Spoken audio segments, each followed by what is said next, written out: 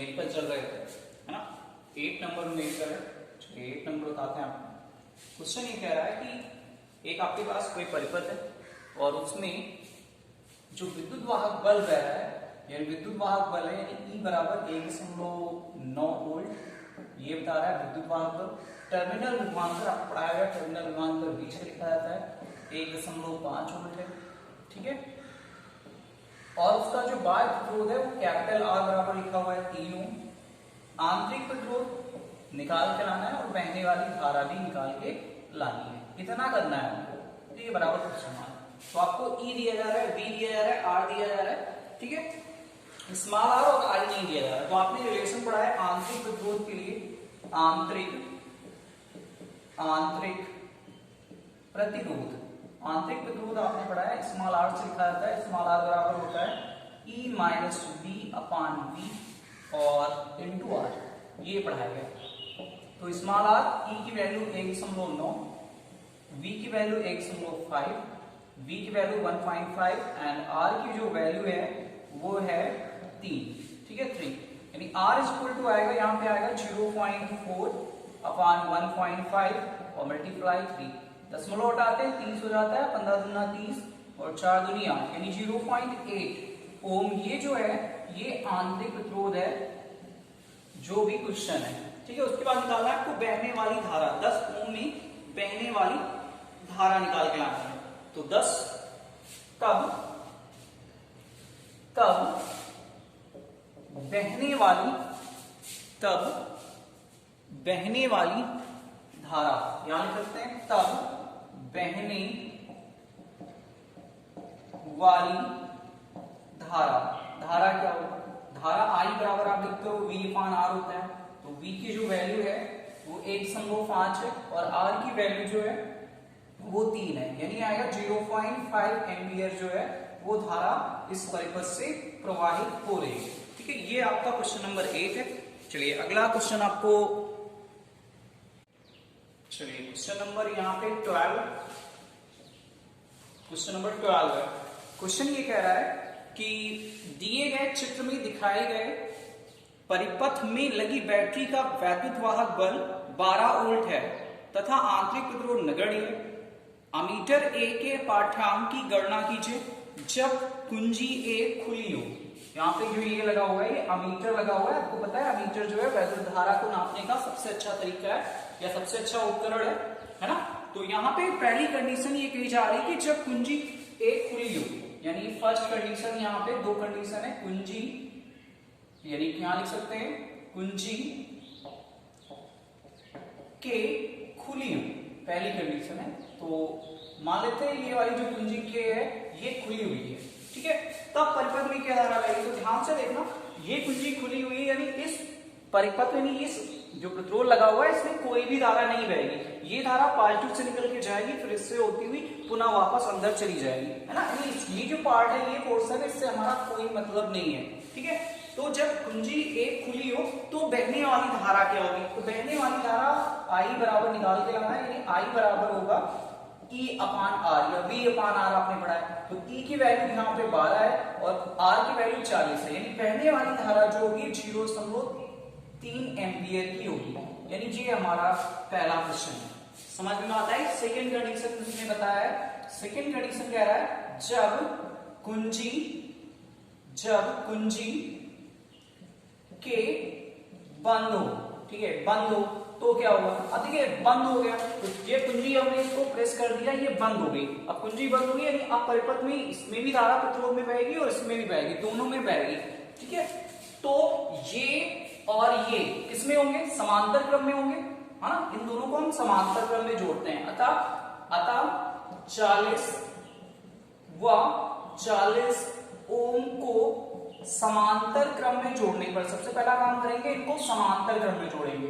समांतर क्रम में जोड़ने पर, ठीक है, जोड़ रहे हैं तो 1/r आपने फार्मूला पढ़ा है 1/r बराबर होता है 1/r1 प्लस 1/r2, ठीक है, बराबर होगा 1/40 और प्लस 1/40 बराबर होगा 1/20 के, यानी r बराबर आपका आएगा 20 ओम। r बराबर कितना आया? 20 ओम। ये प्रतिरोध हो गया इन दोनों का संयुक्त, ठीक ठीक है। अब 20 ओम का आपके पास प्रतिरोध है और धारा कितनी बह रही, तब लिखेंगे तब बहने वाली धारा, यानी I बराबर आपने पढ़ा है E/R होता है, तो यहाँ R की वैल्यू जो है 20 रखेंगे। क्या रखेंगे? 20, है ना, तो 20 रखे, ठीक है। चलिए 20 रखते हैं। अब 20 रखेंगे तो I बराबर जो आपका आएगा वो I बराबर आएगा 0.6 एम्पियर। ये आपका क्वेश्चन नंबर सेकेंड था, ठीक है। तो इस तरह से हम कोई भी परिपथ हो उसमें बहने वाली धारा की वैल्यूएशन की गणना आराम से कर सकते हैं, है ना। चलिए क्वेश्चन नंबर 13 नंबर क्वेश्चन है। क्वेश्चन ये कह रहा है कि किसी परिपथ का जो बाह्य प्रतिरोध है उसमें R1 बराबर दिया जा रहा है 45 ओम, ठीक है। उसमें बहने वाली जो धारा है पहली कंडीशन में 0.3 एम्पियर की है, तथा दूसरा जो प्रतिरोध है R2 बराबर वो 25 ओम का है और बहने वाली जो धारा है I2 बराबर वो 0.5 एम्पियर की है, ठीक है। तब विद्युत वाहक बल यानी कैपिटल E और आंतरिक प्रतिरोध कैपिटल स्मॉल r की वैल्यूएशन ज्ञात करना है। और आपने पढ़ा है वैद्युत वाहक बल के लिए, वैद्युत वाहक बल के लिए फार्मूला पढ़ा है, E इक्वल टू होता है I और R प्लस स्मॉल r, यही तो पढ़ाया गया आपको। I equal to I capital R plus small r, है ना। तब प्रथम स्थिति के लिए जाएंगे, प्रथम स्थिति के लिए, चलिए प्रथम स्थिति के बारे में बात करते हैं। तो यहां लिखेंगे क्या, E1 बराबर I1 या E बराबर I1 R1 plus small r, या E की जो वैल्यू है हमारे पास वो कुछ पता नहीं है अभी, एक 13 नहीं है, यहाँ पे जो बहने वाली धारा थी वो 0.3 और कैपिटल R की जो वैल्यू है 45 है और प्लस स्मॉल r की वैल्यू पता नहीं, गुणा कर लेते हैं इनका। तो 45 5 3 जा 15 होता है और 4 3 जा 12 1 13, यानी ये आएगा 13.5 और प्लस 0.3 r। समीकरण नंबर आपका हो गया ये फर्स्ट, ठीक है। तथा द्वितीय स्थिति के लिए जाएंगे, द्वितीय स्थिति के लिए, चलिए द्वितीय स्थिति के बारे में बात करते हैं। द्वितीय स्थिति के लिए जाएंगे तो E बराबर लिखेंगे यहाँ पे I2 R2 और प्लस स्मॉल r, यानी E बराबर होगा I2 की वैल्यू हमारे पास है यहाँ पे 0.5 और R2 की वैल्यू है यहाँ पे हमारे पास 25, तो 25 और प्लस स्मॉल r की वैल्यू पता नहीं, है ना। चलिए ऊपर वाला मिटा देते हैं थोड़ा ताकि हमें ठीक तरह से समझ में आए। चलिए इसको हटाते हैं। समीकरण फर्स्ट और समीकरण सेकंड दो है, यानी E बराबर आएगा 25 पंचे 125 यानी 12.5 और प्लस 0.5 r, ये हो गया समीकरण नंबर सेकंड, ठीक है।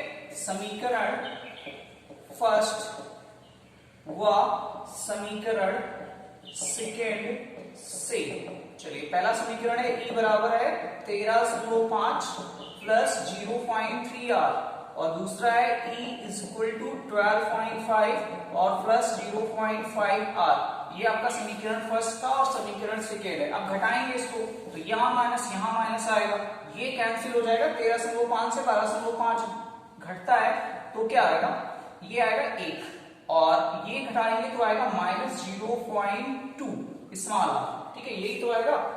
घटा देते हैं इसको, चलिए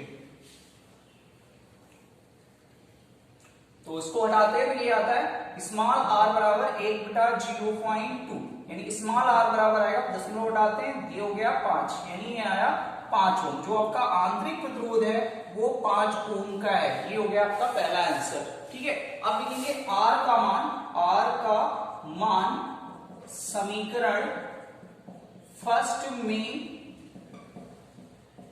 रखने पर, तो फर्स्ट ये आपका समीकरण था, ये वाला फर्स्ट था ना, तो ये आएगा E बराबर 13.5 और प्लस 0.3 और r की वैल्यू 5 है ना, तो 13.5 और प्लस 5 15 यानी 1.5 बराबर आया 13 और 2 कितना होता है 15, यानी 15 ओम का 15 ओम नहीं होगा क्योंकि ये E है, तो E फॉर विद्युत वाहक बल होता है, इसका मात्रक वोल्ट होता है ना, तो ये हो गया 15 वोल्ट, ये आपका आंसर हो गया सेकंड। तो इस तरह से न्यूमेरिकल सॉल्व किए जाएंगे।